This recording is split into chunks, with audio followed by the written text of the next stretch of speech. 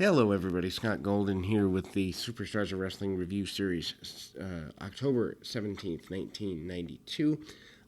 We move more towards the Survivor Series here. We're about a month and a half away, 6 weeks out or so, of the Survivor Series of 92, which is a really, I'd consider it a transitional show in a lot of ways, in the sense that they have the transition away from the Ultimate Warrior again.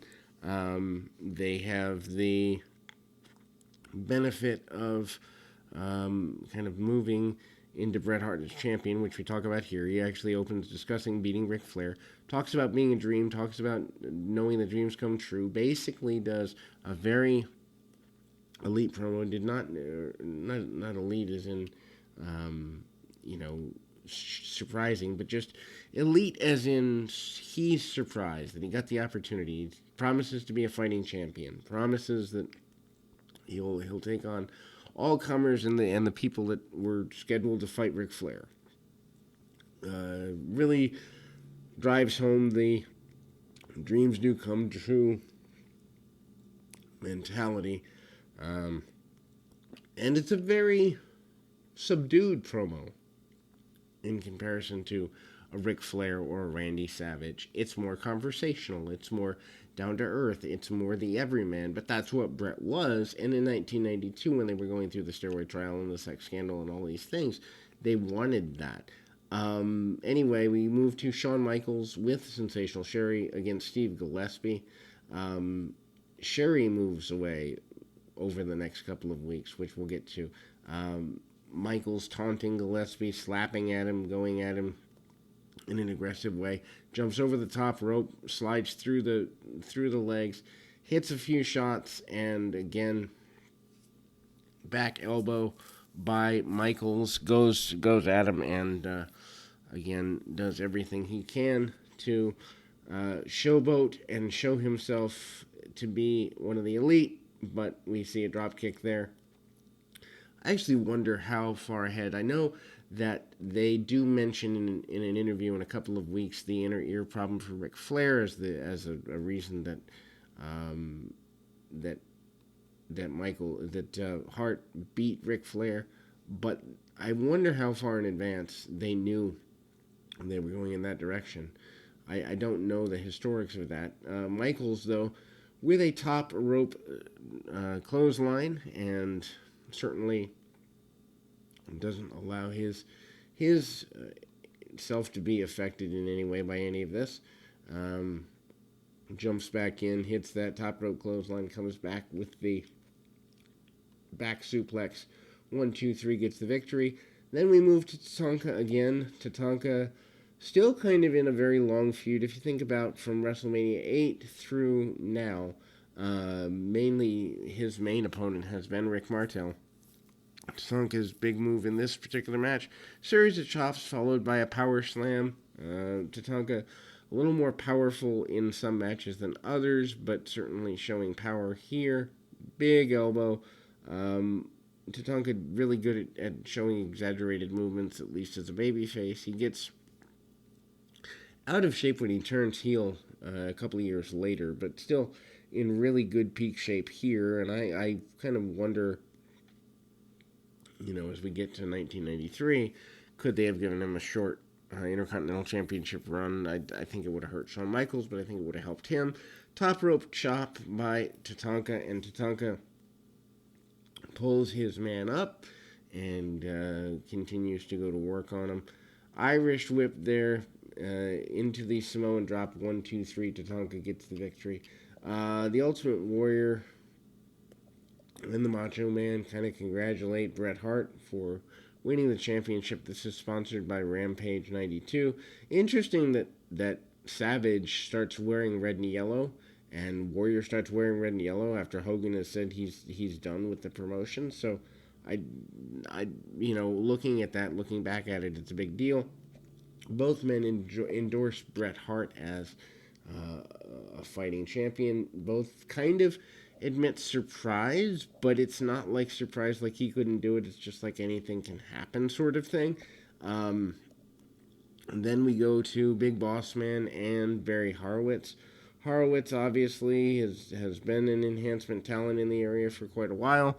Horowitz getting this match or any match is a big deal. I mean, the Warrior stuff starts to get a little more breathy and snorty and creepy as far as his promos are concerned. Worth going out of your way to see if you just want to see the Warrior kind of going through a transition of being a caricature of a caricature. Boss Man, though, immediately after hitting maybe a couple of punches, hit the Boss Man slam. Probably one of the quicker defeats for the Boss Man. Then we go to the event center. Jimmy Hart still here, acknowledging the Nasty Boys is going to win the tag team championships again. Really trying to push the Nasty Boys as his team. The Nasty Boys want the belts back, and Jimmy Hart's the mastermind behind it all. Knobbs and Sags completely endorsing this. Kamala, again, is given promo time.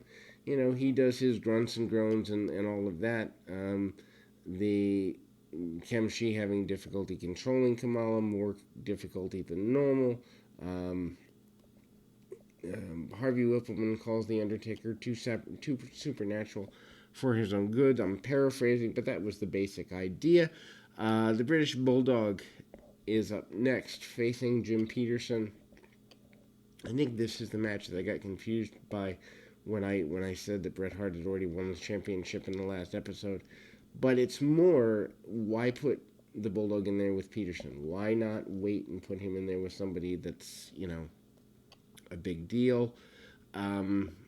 Bulldog with the arm whip and pullover, hanging vertical suplex. And I mean, these Superstars matches are really easy to call because there's not a lot to them.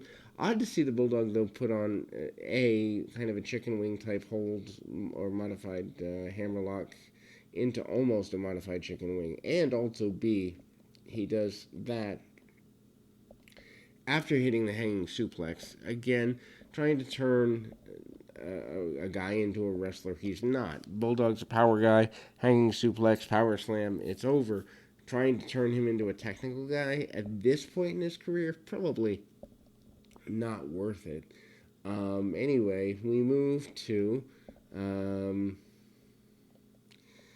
the talk about the Survivor Series, Richfield Coliseum.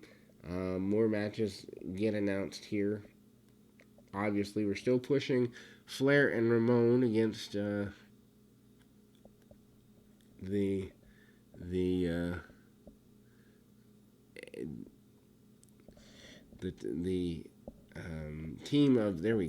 team of Savage and Warrior. Also, the Natural Disasters, your tag team champions, and the Bushwhackers in an 8-man tag team match against Money Inc. and the Nasty Boys. This is promoted. Bushwhackers saying they're going to get even with the Nasties. Natural Disasters saying they're on top of the world's tag team champions. They're going to get even with the Nasties and the Money Incorporated, etc. and so forth. Of course, that match changes in just a few short weeks, but it shows the pre-planning. A week before, you're promoting a match that, you know, in the story isn't going to happen, but you shoot a promo for it anyway. Anyway, we move to the announcement of The Undertaker facing Kamala in a coffin match. Not yet called a casket match, I don't believe. They did call them casket matches on the house shows when they did them in 91, both with the Warrior and with Sid Justice, but not so here. Last match of this particular episode, Jim Powers and Bobby St. Laurent versus Money Incorporated. Money Incorporated, of course, your former tag team champions, and they are still, wanting to go at them. For the Natural Disasters are on the video screen when Money Inc. makes their way out there, almost taunting them and that. And then basically we kind of get Jim Powers getting a little bit of fire, hits a sunset, flipped, gets a 2 count, and IRS not happy with this. Comes back up, tags off to DiBiase, goes at his man, and is right there with on the attack. Um, Powers with I guess I'd say the inside out, the the arm drag and the like. Saint Laurent comes in, DiBiase works over the leg. Again, they make the matches with enhancement talent a little too competitive for my taste. Jimmy Hart calling the action from the outside of the ring. Tag back to IRS. IRS goes right at his man, and eventually we see the Money Incorporated get your victory after the clothesline from IRS. High energy. Talks about being high energy. They are still talking kind of in vague terms. Their next major opponents debut in the next week or two, but they're talking about flipping and flopping and flying all over the place, being the best team they can be.